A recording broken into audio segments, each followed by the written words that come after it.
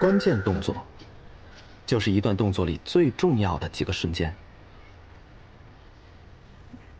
舉個例子，這個大爺在頂缸。如果我們把其中幾個瞬間定格，你依舊能理解這是什麼動作。可是，如果我們把這個瞬間定格呢，就不像頂缸的动作了，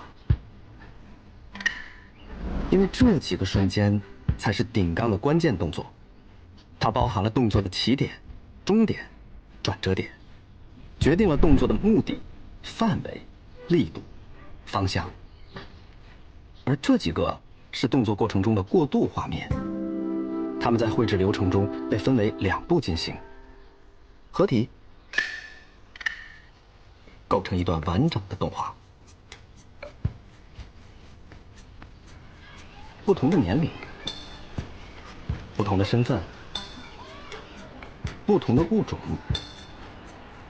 它們都有各自的动作特征。